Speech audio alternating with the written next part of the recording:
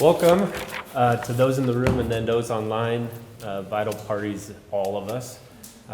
Governor, thank you for taking time with us today. We want to share our final Phase 3 report with you and also gather your thoughts on what you've read so far. Thank you. Yeah, thank you, Director. And good afternoon, everybody. I just want to say thank you for your work on this. We made a lot of progress in the first phase. I'm just as excited to implement this second phase as well. And it was nearly 2 years ago that we gathered for the first time to kind of kick off this task force, and we're here today to celebrate that, and I also want to recognize your contributions to this work to make housing more affordable for all Montanans, and working together in that first phase, you really delivered a great set of recommendations. And really, what I liked about it is it was really specific steps we could take to really address the long-standing shortage of housing and affordability here in the state. And this continues to be a problem. We're not out of the woods yet, but we've made great progress. Your recommendations from this task force provided us a roadmap, and working together with the legislature, we implemented many of those things in the 2023 session, leading to what many have called a very successful housing agenda. In fact, one national publication called it the Montana Miracle, which I think we should all wear with pride. But there's still more work to be done. And as I said to you on your first meeting, we didn't get here overnight, and we're not going to solve it overnight either. We have to continue to work on this problem because finding affordable, attainable housing remains a massive challenge here in Montana. That's why last year I extended this task force through 2025 and tasked you all to deliver yet another set of recommendations. To take a look at the projects we had implemented in Phase 1, to see what's working, what's not working, what we should do additionally. And that's what you've done again. So I appreciate your leadership, Director, and I want to thank you all for your tireless work to find solutions for Montanans. As evidenced in these pages, you've proven you're committed to making housing more affordable and attainable for all Montanans. And as a bipartisan group of legislators, local officials, state agency leaders, association representatives, researchers, stakeholders, and advocates for reform, as well as the public input that you've solicited. Each one brings an important voice to the table so we can find solutions. And I appreciate the breadth of input each of you has brought. You've done the research, you've provided a diverse set of options and ideas for a path forward, and I look forward to seeing the ideas this housing task force has compiled to make housing, again, more affordable and attainable for working families here in Montana, because we all have an obligation to solve this problem. Owning a home is foundational to the American dream. And for at least the last 12 years, owning a home has become more and more difficult in Montana. While our population grew by nearly 10%, housing starts have only grown by 7%, and that causes a shortage. Faced with this shortage, Montanans struggle to rent or own a home, and rising prices, skyrocketing mortgage rates, and inflation levels we haven't seen in a long time are compounding this problem and making it harder and harder. When it comes down to it, the health and well-being of our families, our communities, and our businesses and our economies rely on having a strong supply of affordable housing. And Montanans should be able to live in the communities where they work. We want our teachers, our nurses, our police officers to not have to commute. They should be able to live where they work. And when they do, our communities are stronger. They shouldn't have to live an hour away or in substandard housing. As you know, we can't keep doing the same thing and expect a different result. That's why this task force is so important. And I'm encouraged by some of the efforts from the last session, and they're having a positive impact. In Missoula, where according to recent data, the median rental price has dropped year over year by $433. That's a 24% reduction in the average rental price for an apartment in Missoula. You can take pride in that. That's a good result from the efforts. And while we're making progress, as I said at the beginning, we still have more work to do. To address this urgent need, we must increase the supply of housing and bring home ownership within closer reach for more Montanans. So, Chris, I want to thank you for your steady hand in leading this effort. And I want to thank all Montanans who made their voices heard through this process. We'll take good ideas wherever we can find them. And I look forward to your continued input as we work together to make housing more affordable and attainable for Montanans. And I'll just wrap up with this. Every day I'm focused on opening the doors of greater opportunities so more Montanans can thrive, prosper, and achieve the American dream right here at home. And every day Montanans work hard. We know it. The Montana work ethic is really unrivaled. They work hard for the American dream, to earn a decent living, to raise a family, contribute to their communities, retire comfortably, and to own a home. I know the task force shares my commitment to removing unnecessary roadblocks to home ownership and helping more folks achieve this cherished American dream. I'm enthusiastic about what this housing task force has already accomplished, and I'm just as enthusiastic about what you will accomplish as your work continues. To the task force members, thank you for your service, and thank you for your willingness to contribute to put these common sense solutions together. Thank you all for serving the people of Montana. Thank you, Governor. Really appreciate that. Thank you. I know you're busy. Thanks so much for both your comments and also going back 2 years. Thank you for your clear direction. I think it gave us a very easy roadmap to align with the challenges that Montana is facing, to a tough group of challenges that we're facing across the housing sector, but your clear direction gave us a good roadmap, so thank you. I appreciate that. Yep. Thank you. Yep. Have a great day. I'll let you get to your work. Excellent. Thank you for being here. I look forward to implementing these new ideas that you've come up Absolutely. with. Thanks, Governor. Thanks, Thank you, Governor. Governor. Appreciate it. I just want to Thank you, Mr. Padula. Thank you, Governor. thank you, Senator. I just want to say a few things, and then I'll ask also my vice chair to comment, and then if you as task force members would like to highlight a few things out of the report and our work together, I'd certainly welcome that. Any new efforts that have emerged since we finalized our set of recommendations, and then we'll close with the same thing we have done in each of our meetings, and that's in public comment. We welcome anybody both in the room or online to share their thoughts and comments as we go. We embarked on this, if you guys go back, last November we embarked on a project level view, so we've sliced this from a different lens, looking at challenges and successes. Thank goodness we had really strong leadership in the 2 subtask leads per group, and the rest of the task force members weighed in heavily. We met often, and as I charged you with invading your space, both geographically and topically in your leadership, you certainly did, and we have 23 strong recommendations. I really appreciate that. This is a significant challenge. Obviously, we haven't solved all of it. Did I get the right number? Is it 21 or 23? 23, yeah, we're right. I would say our work is ongoing, for sure. And I also hear on a routine basis that communities are yet challenged. I hope that as we go through session and as communities and leaders that we are, businesses and opportunities that we can take as leaders, that as we implement some of these recommendations, we can truly still make incremental progress toward solving some of this for the people that we serve. It's very important.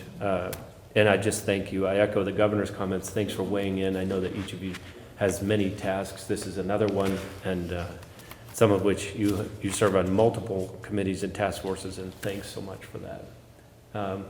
Turn it over to our vice chair. Thank you, Todd. Well, thank you, Director, Chairman of the task force, and Todd O'Hare with the Montana Chamber of Commerce. And this housing issue has become an issue that has really become a leading headwind for economic development, I think, in Montana. Prior to 2020, you would hear pockets of concern around affordable housing, and that was primarily in the big metro areas like Missoula and Bozeman.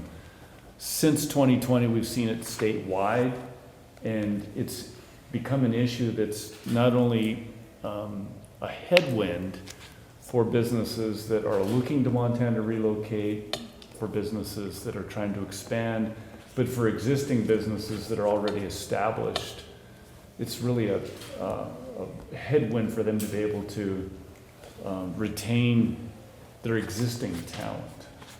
And when we started this task force for this second round, I was really doubtful that we would be able to find much in the area of improvements. That I felt like all the low-hanging fruit had been already secured by our previous work. And the fact that we're at 23 sort of recommendations, I think speaks loudly to the amount of work that was left to be done. And my hat's off to everyone on this task force who are experts in their respective field and brought the expertise in identifying these challenges. And just as importantly as identifying the challenges, identified solutions to go with that. That's right. So, and that was, I wasn't an expert in any of those particular fields, but there were a lot of experts that led us through those specific challenges and solutions. And so I just want to thank everyone for this work. I think the fact that round 2 of this generated as much as it did speaks volumes to this. And we know this is a long-term challenge facing the state, and I think we should not take our foot off the gas. We should continue to look for those ways that we can make it more efficient to bring housing into the market from a timeliness and regulatory burden sort of standpoint, because that's going to be the only way we're going to be able to address this challenge, is increasing the supply of homes in Montana. So thank you, Mr. Chair. Thank you, Todd. Appreciate that. Anyone else just want to comment on both the work or the work that they brought forward? I wanted to highlight before we do just real quickly is the level of partnership outside of the task force that weighed in. Kelly Lynch, I just say thanks for all your efforts. You weighed in many times and carried the voice of local communities. Board of Investments Executive Director Dan Villa weighed in several times as well. So we really did pull in expertise outside of the group in order to fine tune these set of recommendations. But I'd open to the floor here for a moment, and if for those online they would raise their hand, make and tell us. Let's go in the room first, and then we'll go online. Anybody have a comment? Go ahead, Cheryl. Thanks. Well, first, thank you so much, Director Dorrington, for your leadership on this task force. It's been a pleasure to serve on it. I'll highlight one of the other areas that we've had a real, I think, remarkable amount of cooperation amongst various state agencies, and this is in relationship to a fair market rent reevaluation. It is one of the recommendations included in the report. And the Behavioral Health Commission for Future Generations did approve, and the governor approved $1 million to conduct a statewide fair market rent reevaluation. We already have the request for proposals out and are seeking qualified vendors. And I would like to express major thanks to the Department of Public Health and Human Services for their collaboration on that near-term investment and bringing that to the commission, as well as the Department of Administration and State Procurement for working with us so quickly to get that RFP out on the streets so we can select a vendor right away. And although this won't specifically address increasing the supply of affordable homes for home ownership, fair market rents is a very important thing when it comes to serving lower-income Montanans that receive Housing Choice Voucher, also known as Section 8 assistance. So this is a really good way that we can serve Montanans across the board, and I'm very excited for that partnership. I love that it's already on the in process moving forward, and I know Commissioner, you already also have some work moving forward. Yeah, thank you, Director. In advance of the work of the task force, we commenced a top-to-bottom review of the state building code that we administer through the Building Code Council at Department of Labor, so we could work with all of you to bring forth meaningful recommendations to eliminate any unnecessary barriers to safe and efficient and cost-effective construction. To that end, I'm grateful for the task force's recommendation for some statutory clarification to make that easier moving forward, but we did identify a few sections of administrative rule where we can cut the red tape at the department, and we've already held the drafting of those and had our first public hearing on those rules, and we hope to be able to implement them very soon. So I'm so thankful for your efforts. Thank you. Thank Appreciate you. that. Anybody else want to weigh in? We'll go online. Go ahead. Danny, you want to share? Go ahead. Sure. I'll just sort of echo what Todd was saying about needing to keep our foot on the gas with this. I'm really happy with the outcome of the report. Looking through the recommendations, the proposals that'll make taller buildings easier to build, that'll make permitting go faster and be more predictable. I think those will be crucial, and I think that's really the level of public service that Montanans expect from their governments, whether it's at the state level or at the local level. I really think these reforms are going to make it easier for teachers to live in the school districts where they work, for nurses to live near the hospitals, where medical centers where they work, firefighters to live in the communities that they serve and protect. And I think that's really what's key. I think that's underlying here. And I'm excited to see the legislature sort of follow through with these recommendations that we've put together. And the only other point I want to make is there are so many states that have tried these types of reforms and failed. Yep. There's a lot of states where one party supported them and the other party opposed them. I'm so proud and excited that Montana has sort of risen above those pitfalls. We've avoided them, and this is a bipartisan movement, and I'm excited to see the legislature follow through next year. Well said. Thank you so much for Chris, weighing in. Kelly Appreciate has that. remarks. Kelly Lynch. Yeah, thanks. Good. Kelly has her hand up. Oh, I'm going to wait. Do you mind for just a moment? Let's go online real quick. Dawn, go ahead. I cannot hear you yet.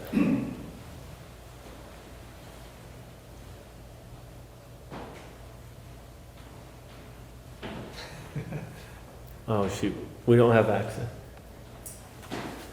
I'm going to go to Senator Bowman just to make sure, see if it's our gear or yours. Can you guys hear me? Yes. Yeah. Don, I'll come back to you. Thank very much. Yeah. I just wanted to echo my friend Representative Tannenbaum and just really applaud the governor. This is an urban issue, it's a rural issue, it's a tribal issue. His leadership to bring us together now for 2 sessions in a bipartisan way it's been awesome. And it'll change people's lives. My son's own little elementary school, I think there's only 2 teachers that live in the city of Missoula. And we live right downtown in the university area. So I just applaud you, Governor, and everyone who's been committed to finding real solutions for our community. So thank you from Missoula. Thank you, Senator Bowman. I'm going to try Don one more time. Is he still on? And Logging back in. Okay, gotcha. In addition to those visible on screen, Mr. Graff also has his hand raised. Say that one more time. Ivan Graff also has his hand raised. It's visible. Oh, okay. Go ahead and pick one, May. Ivan, go ahead. We're good. All right, can you guys hear me? Yes, sir. All right, sorry I couldn't be with you guys today, trying to build some houses, increase the supply here in Bozeman. Nice. Yeah, and I'd just like to echo everybody's thoughts, and this is all good in theory, as long as we can implement. And we can get cities to buy in, and non-jurisdictional areas to also agree that supply is the answer to a lot of these affordability challenges. You know, in the first round, we had some good ideas, and even the legislature believed in it, and then we had some outside groups challenge it, and so we haven't been able to see some results of the good work that we've done. And so I'd just like to go on record encouraging everybody in Montana to try this. Try some of these ideas to see if it works, because if we get challenged before we even try, we'll never know. And so I'd like everybody to just realize that housing affordability is a priority amongst all groups in Montana, and we need to work to continue to fight for that for all people to survive and live in Montana. And again, the principle of supply and demand, the cost will come down when supply reaches a high point. Thank you guys for everything you did. I really appreciate being part of the group, and continue whatever efforts we need in the legislative process. Thank you, Agan. Thanks for your thought leadership and your action even today. Thanks so much. Emily. Thank you, Director Dorrington, for your leadership of the task force. It's been a pleasure to work with you all for another year and continuing to identify ways that Montana can be a leader. It's been very exciting to see policymakers at the state level try new ideas and build on proven ideas from other states that are addressing the housing shortage and housing affordability problem. And I hope that some of the new ideas that we identified in this most recent report can continue on that path.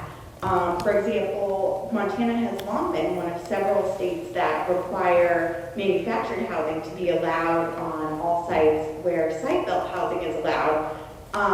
But we haven't seen that really working to allow this lowest cost type of housing to be a big part of the solution yet. But I'm hopeful that this and other innovative ideas in the report can continue helping Montana to be a housing leader. It's also been very exciting to see some of Montana's localities building on the process that's been going on at the state level, and in some cases going further and identifying ways that they can proactively reduce barriers to new housing and affordability.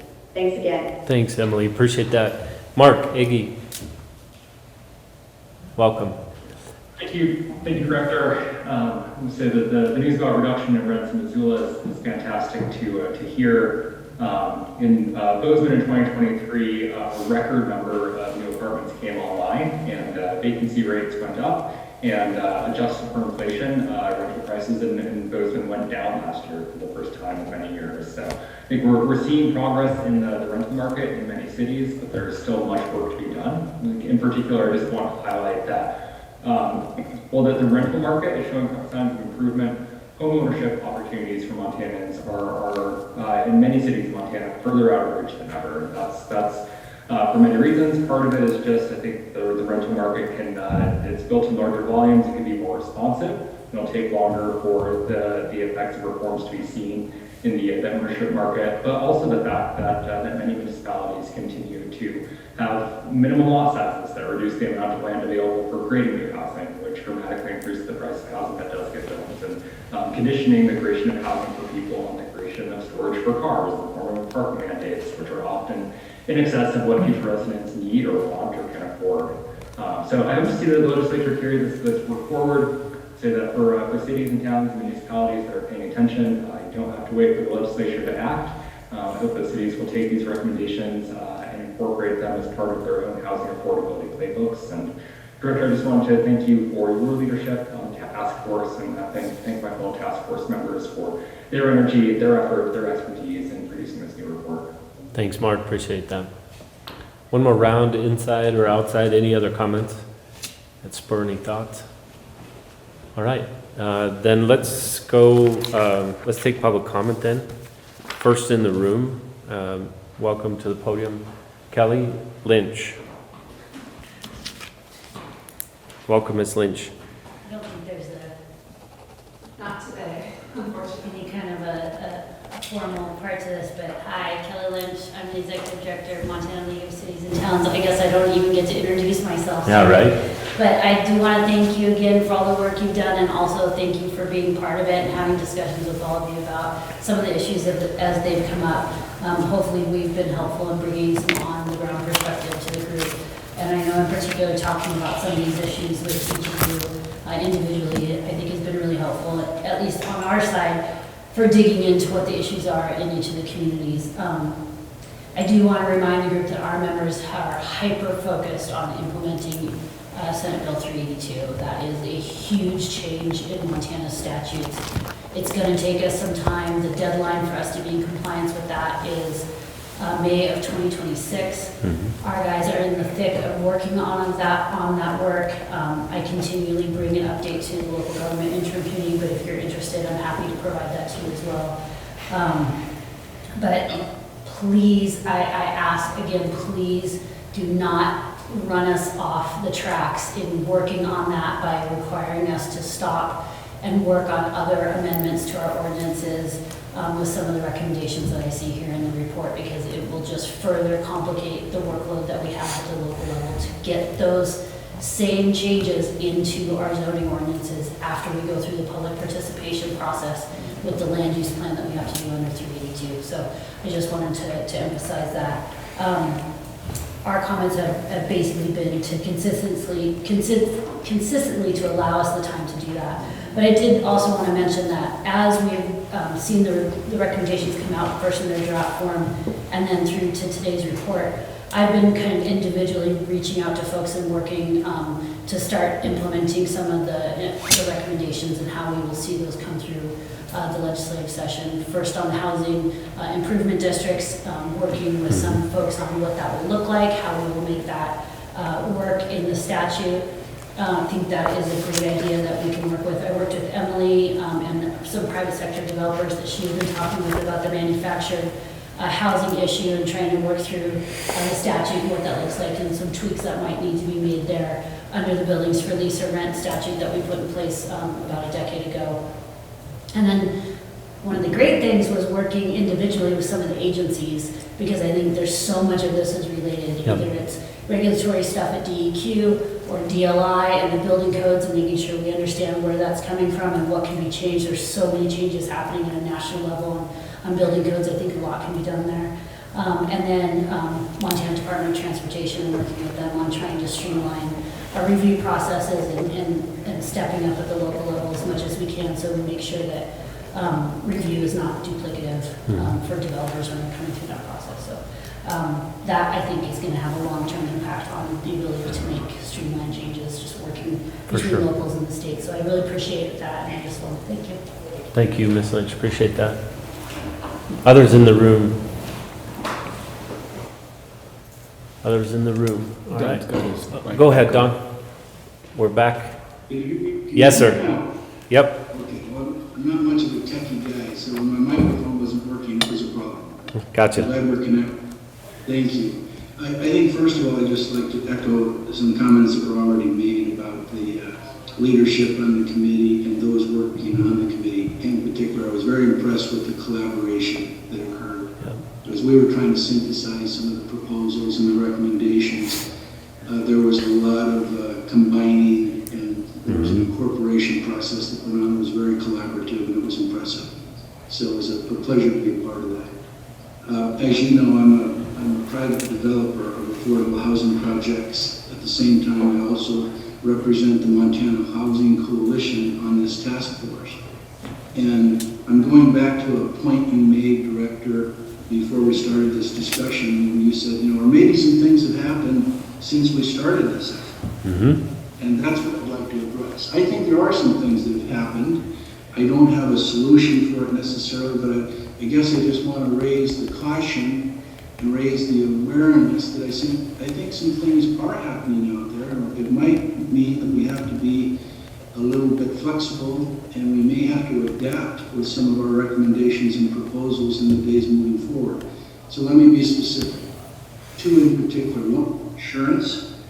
In the last year, insurance costs virtually doubled on a lot of the multifamily housing projects. That's a huge impact.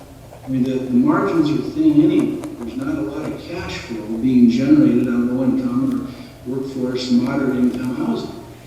So when your insurance costs double, that's a problem. The same kind of effect is happening with property taxes. Now, I know this is a big, hot issue across the state, and we've got things going on, and we're working on that. But the real estate property taxes have become another issue, because also in some counties and some communities, it's virtually doubled over the last 2 years. So when you talk about programs like the multifamily cold trust loan program, which requires anyone that wants to access and utilize the program to pay real estate property taxes, well, 2 years ago that sounded pretty workable. But today, when real estate property taxes have doubled, it's a hardship. So I raise this issue because the efficacy of some of these programs may be a little bit in doubt as we move forward under the current affordable housing metrics and the current environment. Again, it's not like I have a solution for this, but I did want to at least take the opportunity, to your point, Director, hey, what's happened since we started this? some things have happened, and I think they could be very influential as we continue our work to improve supply and inventory of affordable housing in Montana. So just to raise the awareness. Thanks, Don. Thanks for that. Really appreciate that input, and I agree, both cost increases across the board, including the macroeconomic factors of just cost of money, interest rates has gone up as well. So there's a compound effect there, and I appreciate you highlighting that, and the need for flexibility. Appreciate that. Public comment online. May, do we have anybody? No answers. Looks like that. One more chance in the room. Go ahead, yeah. Director, Senator, I thank just you. want to thank everybody. Don brought up a good subject too, and that's property and casualty insurance. And so I've been working with a group of stakeholders also outside of this, and in insurance agents, the Commissioner of Insurance Office. So, we're trying to get focused on solutions coming up into the next legislative session, because it is a big part of housing as property taxes, as Don pointed out. But there are a lot of states out there working on different solutions. I don't think anybody's found the silver bullet yet, Yeah. but rest assured that there are people in the state looking at that, including the potential incoming insurance commissioners too after the next election cycle. Thank you, Senator. Appreciate that. I know you're on a handful of committees trying to solve problems, so we appreciate your efforts. Director Dorrington, can I add Yeah, a please. feel-good story? Yeah, Some I'll of take that any my day. staff were in Missoula last week to celebrate the grand opening of the Trinity Apartments, a partnership between Homeward and Missoula Housing Authority. And within the 200 units at the complex, 111 children are living there. And some of them had very precarious housing situations before they moved into the property. So this was a very important project that utilized low-income housing tax credits and a multiple of other sources, but one of the unique ones was we were able to allocate some ARPA, state local fiscal recovery funds, as gap financing because of cost escalations while that project was under development. So there was an advisory council that was established under House Bill 819, House Bill 632 from the prior session that established that workforce that recommended up to $15 million in that state local fiscal recovery funds for gap financing, and the governor approved that recommendation, and that really did help some of these tax credit projects that were seriously impacted by COVID cost escalations make it to the finish line. So always very good to go out to a property and see that 111 children and their families are now stably housed. That's great. Thank you for the win story. I'll take those all day long. It's helpful. Good. As we wrap up, Yes. this kind of falls into the maybe feel-good sort of department. We know that the work that this task force had completed going into the 2023 session drew some national attention for work that's been going on. It continues to draw national attention. The Missouri State Chamber of Commerce has contacted us and said, we'd like you to come to Missouri and share with the state of Missouri the work that went on in Montana around housing. And so while we're very focused on what we're doing in Montana for Montanans, there are states outside of our state that are looking at what we're doing and saying, what's going right in Montana and how can we learn from what it is that they went through in order to come up with some of the solutions that they've got. And that's not to suggest, again, that we've solved everything, but we are moving the needle and we are making an impact. And I do believe firmly that there will be long-term impacts that we'll be able to measure For sure. as a result of this sort of work. So I think that kind of falls into Cheryl's point about there are some really good stories that are coming out of this work that went on over the course of the last 2 years. And Absolutely. clearly, more than Missouri, I have the privilege of working with executive directors of housing finance agencies across the country, and I've had conversations with at least a half a dozen other states across the political spectrum who have been very interested in what we've been able to accomplish in Montana. So it's very exciting going to these gatherings of my peers and folks really looking to Montana saying, wow, you guys are leading in a really big way. How did you guys bring the stakeholders to the table to make it happen? So for those that are skeptical about what has been accomplished and what we're still working on, a lot of other states are looking to Montana going, wow, you guys are really moving in the right direction. It's I so keep true. hoping Hawaii will call me. Talk to them, but it's like Jefferson City. Yeah, right. Likewise, I presented at 2 conferences, one in New Jersey and one in DC on housing, and was able to tout all of our good work collectively. I think it's the Montana spirit to share and volunteer a lot of our information, not to hold it hostage, but one of the key things that people have asked is how did you overcome the multiple stakes, the multiple viewpoints, and I think it's a success of this group to say that we looked beyond. I think that was Danny's point, very well made. We just looked beyond our borders of jurisdictions or interests and really saw Montana's need and dug in. And I appreciate all of your effort.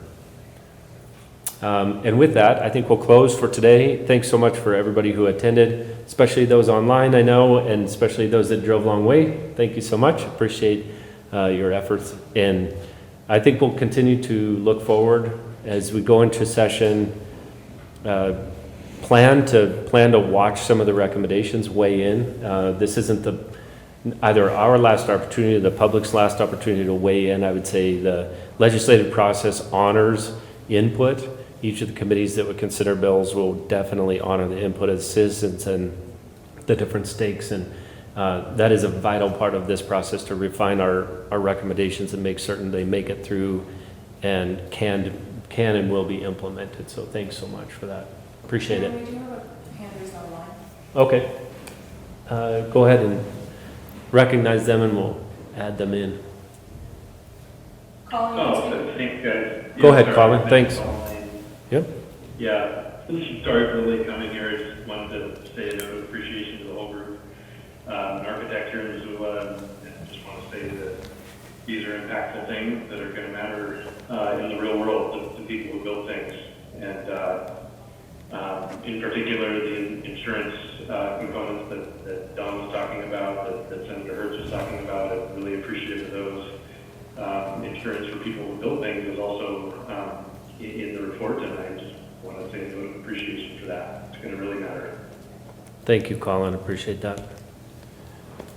All right. We'll call it a wrap, and we'll see you as we begin implementing. And thanks again for all your work. Take care.